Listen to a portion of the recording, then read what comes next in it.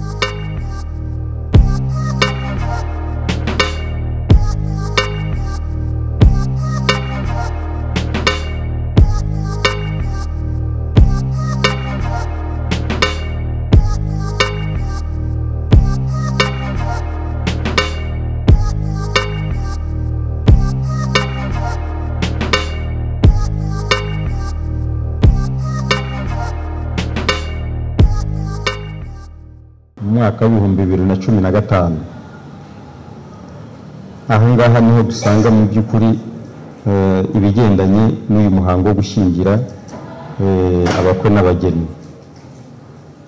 Uyu muhango rero wo gushyingira imbere y'amategeko cyangwa gushyingirwa imbere y'amategeko tubabwire icyo ari cyo, hanyuma tubabwire n'amategeko bishingiraho nk'uko namaze kubabwira n'icyo buri tegeko risaba umukwe n'umugeni bagiye gusezerana. Uyu muhango wo gushyingirwa imbere y'amategeko rero icyo uvuze ubundi ni amasezerano umugore n'umugabo bagirana ku bwumvikane bwabo bombi, bakaza mu buyobozi bwite bwa leta gusaba ko bashaka gushyingiranwa, bakwemererwa gushyingiranwa bakaza bagakorera umuhango wo kurahira, bakawukorera imbere y'umwanditsi w'irangamimerere w'aho umwe mu bagiye gusezerana atuye cyangwa se aba. 28 z'ukwezi kwa munani umwaka w'2016 riteganya ibintu bigera kuri 5 abageni bagomba kuba bujuje kugira ngo bemererwe gusezerana. Wowe ufotora burezi.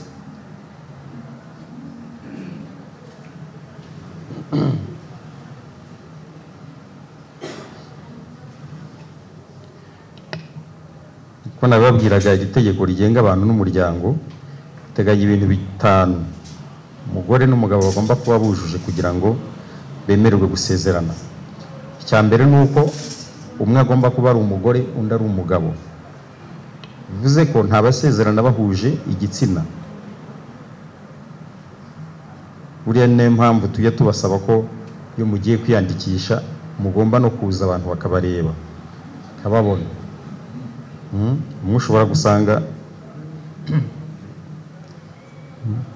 abantu mperutse kujyana na executive w'umurenge wa Kimironko ahantu twubakira batishoboye iriya za Jari, abaza abantu bashobora kumugurisha ibyo ashaka kugura, bamurangira bati ujye kwa Kayitesi. Ageze asanga Kayitesi atari ku Kayitesi, bambwiye nyine umugabo ati niye Kayitesi ko arabizina ry'abagore. Aravuga ati nuko nyine niye kuze nsanga nitwa Kayitesi. Kari Kayitesi ni umugabo. Umuntu ashobora kuza rero akavuga ati nitwa Kayitesi, wenda Kayitesi Jean Marie Vianney, undi akaza akavuga ati nitwa Kayitesi Louise, akavuga ati ngiye gushyingira abagore babiri. Niyo mpamvu rero umuntu ajya batumiza kugira ngo umuntu arebe byibura physically abantu yababonye.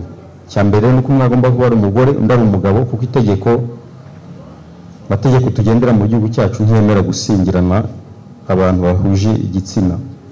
Cya kabiri bagomba kuba bujuje nibura imyaka 21 y'amavuko.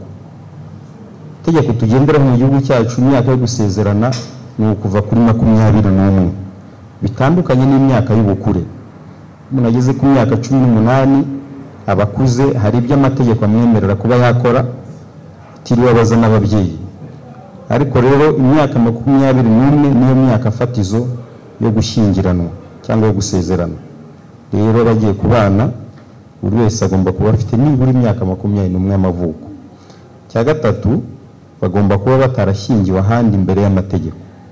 Gushyingirwa ahandi imbere y'amategeko ibyo rero imaze kubasobanurira ko ari ubwumvikane umugore n'umugabo bagirana, bakaza mu buyobozi bwite bwa leta bagakorera amasezerano yabo mu ruhame, kandi bakayakorera imbere y'umwanditsi w'irangamimerere, barangiza bakabisinyira mu bitabo by'irangamimerere. Uwigeze gushyingirwa imbere y'amategeko rero yakoze umuhango muri ubwo buryo ashobora kongera gushyingirwa kabiri iyo bashyingiranywe yapfuye cyangwa se batandukanye mu mategeko. Ariko ubundi ugiye gushyingirwa abagiye gushyingiranwa rero bagomba kuba nta yandi masezerano y'ishyingirwa bagiranye n'undi uwo ari we wese imbere y'amategeko. Cya kane, bagomba kuba badafitanye isano ya hafi kugera ku gisanira cya 7. Buriya umugore n'umugabo bagiye kubana iyo bahuje igisanira bisanira kuva ku cya mbere, cya kabiri, cya gatatu, cya kane, cya gatanu, cya 7 ntabwo bemerewe gusezerana, ariko cya kane gusubira hejuru niho basezerana. Tugiye mu by'amasanira hano cyangwa amasano, ni isomo rindi rirerire. Niyo mpamvu buriya undi muhango wo gushyingirwa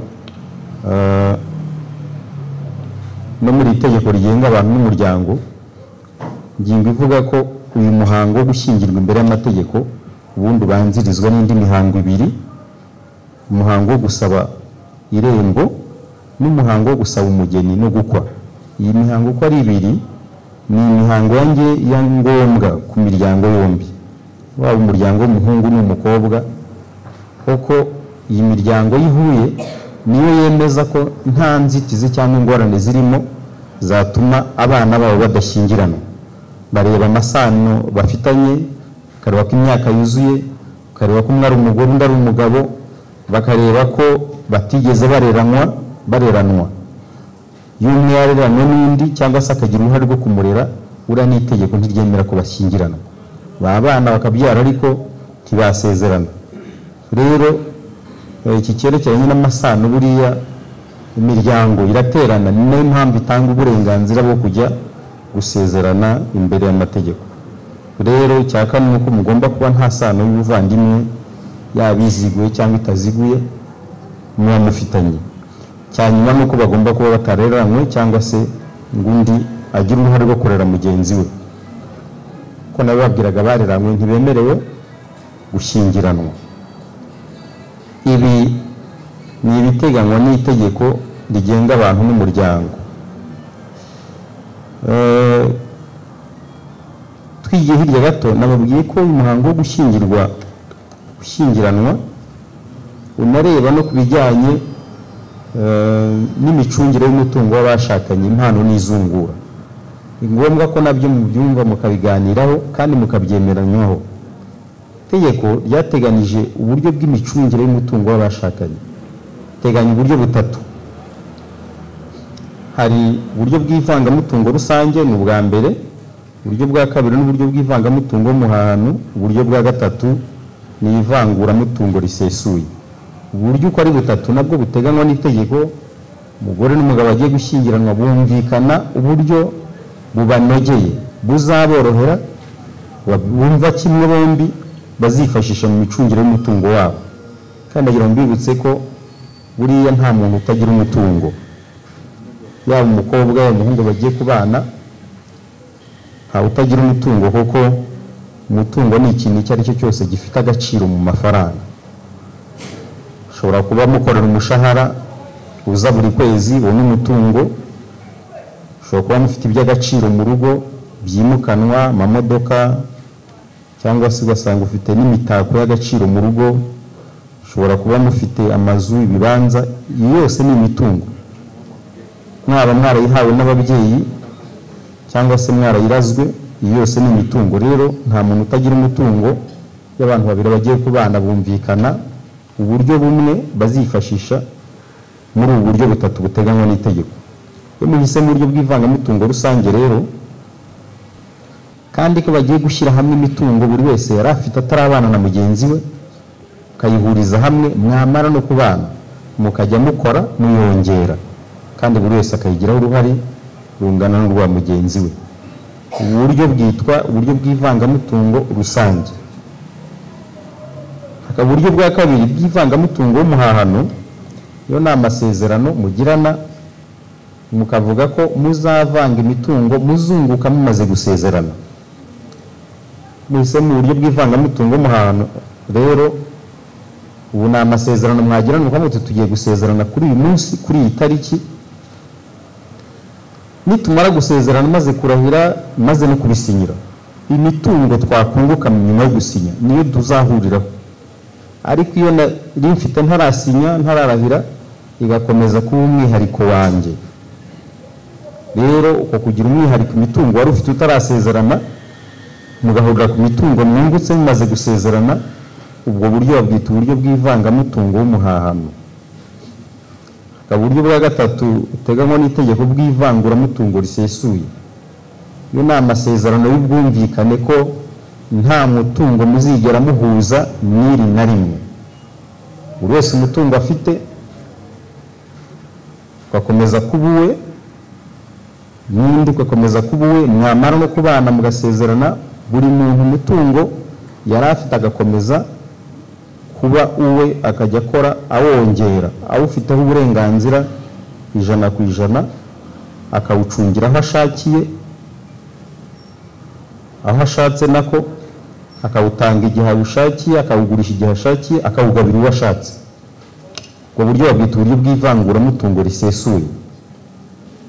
Ariko iyo muhise mu buryo bw'ivanguramutungo risesuye, hari ibintu musabwa n'itegeko ko hari ibintu bibiri bitavangurwa.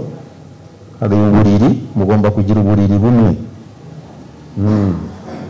kandi ikindi abana ntabwo bavangurwa ngo bamwe n'ab'umugabo abandi n'ab'umugore, oya, abana mubahuriraho mugahurira ku buriri bumwe, nubwo mwaba mwarahisemo ivanguramutungo risesuye.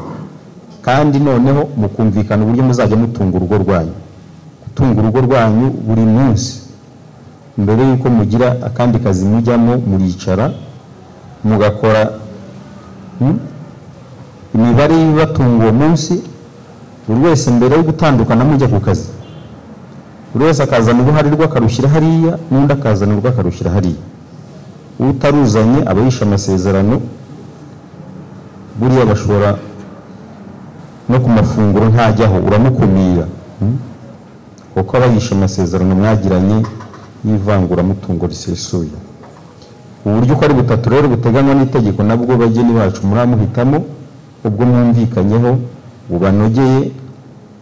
Ariko icyo nakongeraho ni uko ubu buryo iyo hashize igihe runaka mugasanga butabanogeye, itegeko ryemera ko mwabuhindura mugasinya cyangwa mugasinyira ubundi mwihitiyemo mwumvikanyeho.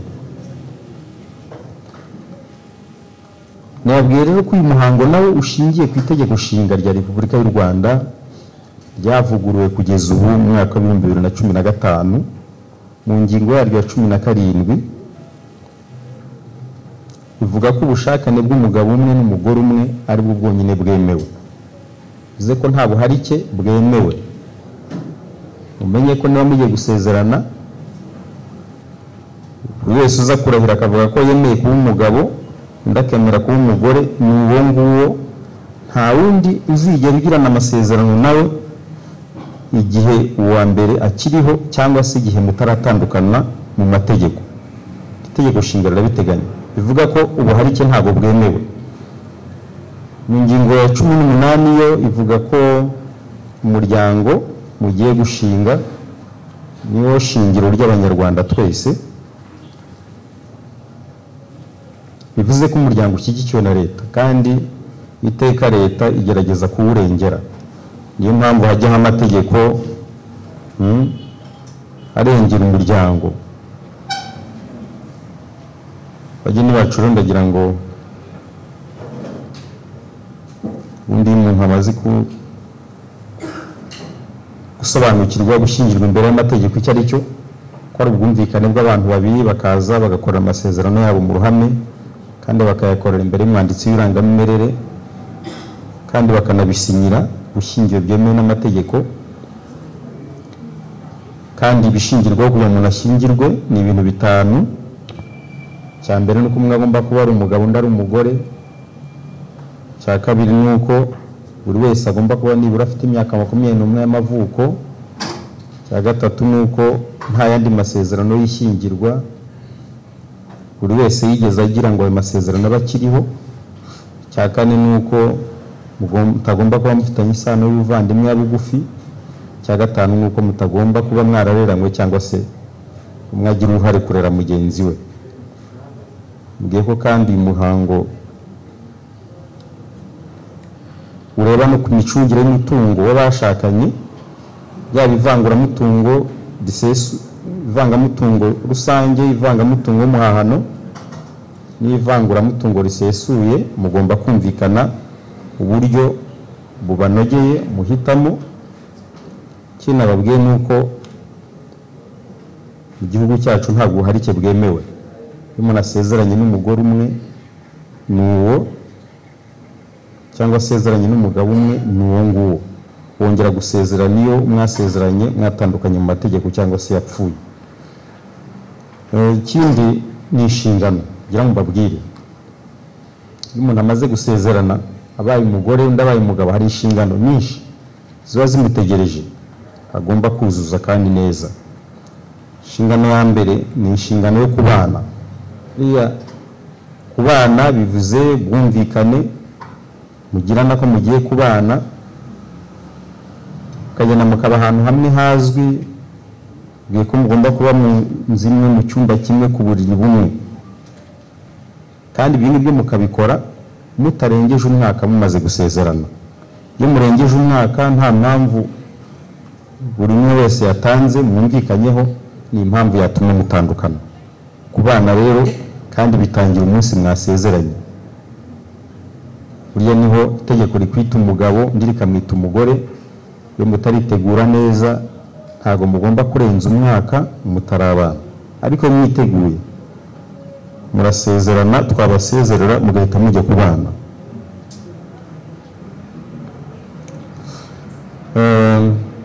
Indi nshingano ya kabiri niyo kwita ku bana muzabyara, kubitaho. Umwana buriya agitabwaho agisamwa mu nda ya mama we, y'umubyeyi we. Buriya umunsi Imana yabahaye umugisha ugora kumva yasamye, we n'umugabo agomba gutangira kwita ku mwana. Mwitaho ni ikintu kugaburira umubyeyi indyo yuzuye. Abagabo rero mugiye gusezerana mugomba abagore umunsi basamye mugomba gutangira kubaha indyo yuzuye. Mukiga no kujya mubaririmbira kugira ngo umwana akure neza, agire ubuzima bwiza. Buriya rero gukoraho ibyo mushaka za kitari mubaririmbire kugeza igihe abana bavutse.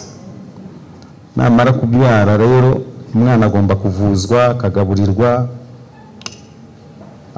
akigishwa, akanatozwa n'indangagaciro na kirazira by'umuco nyarwanda. Ni inshingano z'umugabo n'umugore. Indi nshingano mufite buriya ni uguhitamo uburyo muzifashisha mu micungire y'umutungo wanyu. Ndagira ngo rero tugana ku musozo mbabwire icyabatandukanya. Umugore n'umugabo bamaze gusezerana, impamvu zabatandukanye nazo zirateganijwe muri iri tegeko nabwiye rigenga abantu n'umuryango. Impamvu zituma umugore n'umugabo batandukana burundu, kandi gutandukana bikaba biturutse ku buhemu bw'umwe mu bashakanye. Cyo mugomba kwirinda rero ni uguhemukirana, kudahemukirana. Kuko amategeko ateganya impamvu 8 z'ingenzi zikurikira zatuma umwe muri bo arega mugenzi we asaba gutandukana nawe kuko yamuhemukiye. Impamvu ya mbere ni ubusambanyi. Gusambana avuga ko mu itegeko nshinga riteganya ko ubushakane bw'umugore umwe n'umugabo umwe ari bwo bwonyine bwemewe n'amategeko. Umugabo rero wagira umugore urenze umwe cyangwa umugore akagira umugabo urenze umwe, bikaba bifite ibimenyetso bidakuka, abakoze icyaha cy'ubusambanyi n'impamvu yatuma mutandukana. Kubyirinda, hari ibitutsi cyangwa ibisebyo bikabije. Umugore ntagomba gusebya cyangwa gutuka umugabo we, kimwe n'umugabo ntagomba kubikora. Iyo mubikoze bikaba bikabije, ni impamvu yatuma mutandukana, kandi umucamanza ashingiraho iyo bifite ibimenyetso akabatandukanya. Hari guhora ucunaguza mugenzi wawe, abantu bahora babwirana nabi bacunaguzanya, ntago byemewe, ni impamvu yatuma mutandukana. Hari kunena mugenzi wawe, kumuhisha indwara z'ubwandu waba ufite, hari gufungirwa impamvu ziteye isoni. Uyu mugore ashobora gufungwa cyangwa umugabo, kandi ugasanga impamvu yafungiwe ari impamvu iteye isoni. Urugero nk'ubujura, uriya nta muntu ujya kwiba atabitekereje. Ufata umuntu ngo yibye telefone, washobora kuyigurira, bagahita bakaguhana, igihano kirangije uba wafungiwe impamvu ziteye isoni z'ubujura. Cyangwa ubusinzi, gusindira mu ruhame ukanabihanirwa. Abantu basinda akanarwana, akanakomeretsa abantu cyangwa nawe agakomereka, cyangwa se akiyandagaza ugasanga yiyanduje imyenda kubera gusa. Uriya usindira mu ruhame nabyo birahanwa n'itegeko. Ni kubyirinda. Ni impamvu rero ziba ziteye isoni zatumye ufungirwa icyo gikorwa wakoze. Cyangwa gusambanya umuntu ku ngufu, ni ukubyirinda. Gufata nabi mugenzi wawe, mugiye kubana ntago mugomba kubana nabi. Umugore agomba gufata umugabo neza, akamwubaha, mugakurikiza n'iki Bibiliya ivuga. Ivuga ko abagore bagomba kubaha abagabo babo, bakabagandukira. Rero namwe mugomba kubana neza. Ukirinda gufata mugenzi wawe nabi. Fata nabi, ntumukubite, ntumwime ibimutunga, ntumwime imyambaro, buriya ubundi mukabana neza. Kandi mukabikora buri wese yubaha mugenzi we, mukubahana. Iyo hatabayemo rero kubahana, guca bugufi, kwihanganirana, urugo rurabagora. Iyo imwe muri izi mpamvu rero mbabwiye ibonetse, urukiko rushobora gusesa amasezerano rugatanga ubutane.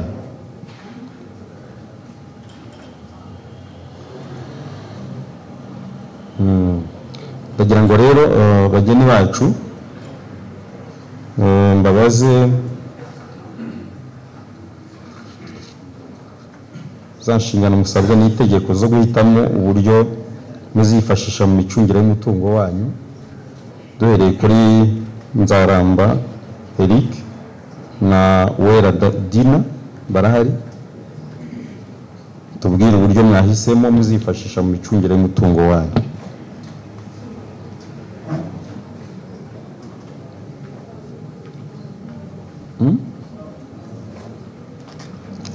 Vanga mutungo rusange, bakoze. Bunani Innocent na Tamba Peace, barahari. Bakoze. Mugisha Philippe na Mutesi Christine.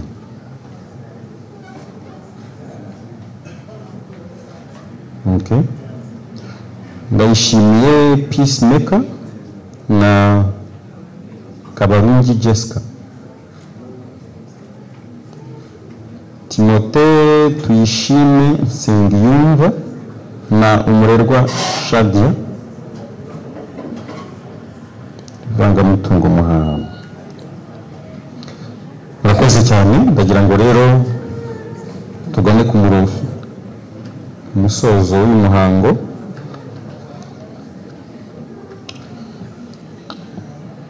Nyuma ko hari ikibazo gihari,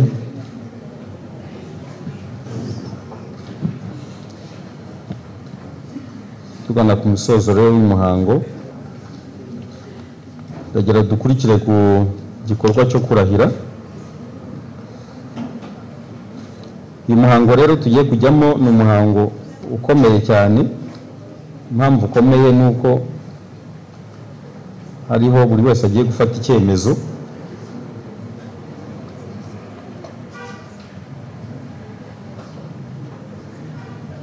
umuhango wo gusinya mu bitabo by'irangamimerere no kurahira ni umuhango ukomeye kuko hari umuhango buri wese agiye gufata icyemezo kizagendana n'ubuzima bwe asigaje kubaho muri iyi si, kuko iyo umuntu asezeranye akemera kuba umugabo undi akemera kuba umugore ntabwo bisubira inyuma ngo yongere abe umusore cyangwa yongere abe inkumi.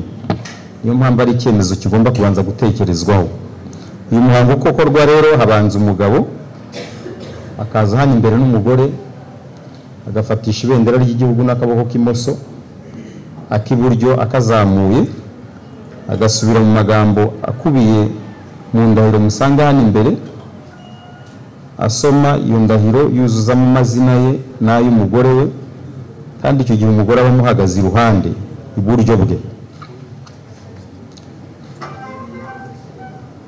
Hagakurikiraho umugore nawe akurikije ubwo buryo, umugabo amuhagaze iruhande nawe iburyo bwe.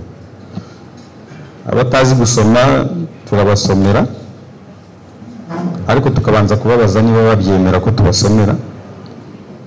Abakwe bari aho basabwe guha amashyi buri wese umaze kurahira. Buriya amashyi ni itegeko. Muzajye umuntu urahiye mugomba kumuha amashyi menshi, biri mu itegeko. Kandi iyo ndi hano imbere mba ndeba utakomye mu mashyi.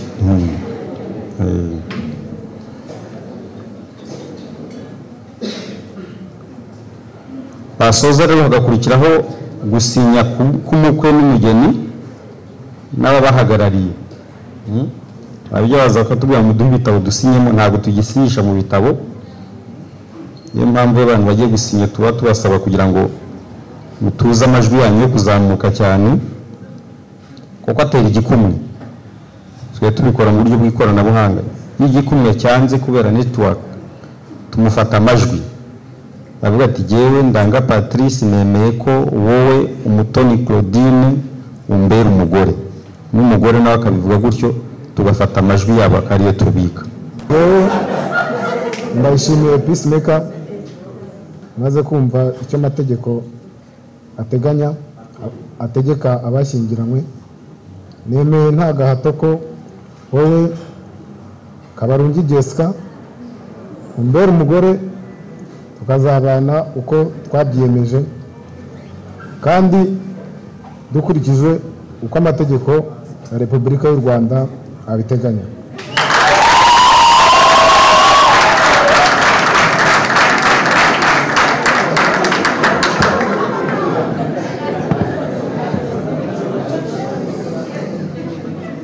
Yewe Kabarungi Jessica, maze kumva icyo amategeko ategeka abashyingiranywe, nemeye nta gahato ko wowe Ndayishimiye Peacemaker umbera umugabo, tukazabana uko twabyiyemeje kandi dukurikije uko amategeko ya Repubulika y'u Rwanda abiteganya.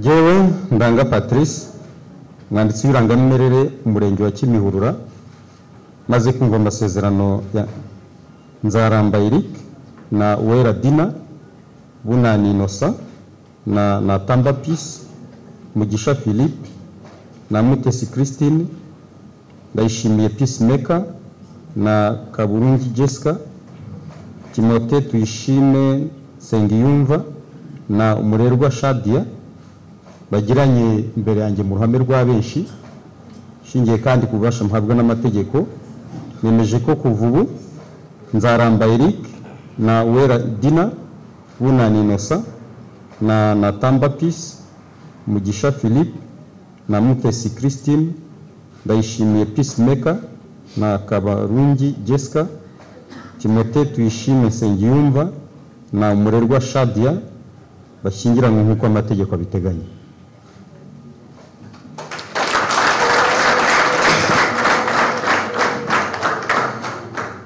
Geni wacu rero bagira mwese muhorerane nk'uko Christine Kagenze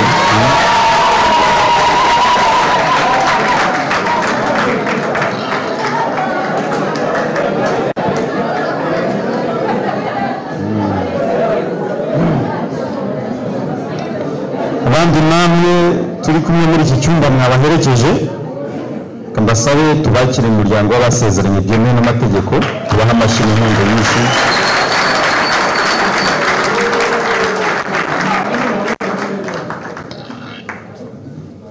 Rero mwakoze kwemera gusezerana, nababwiye ko umuryango igihugu kibatezeho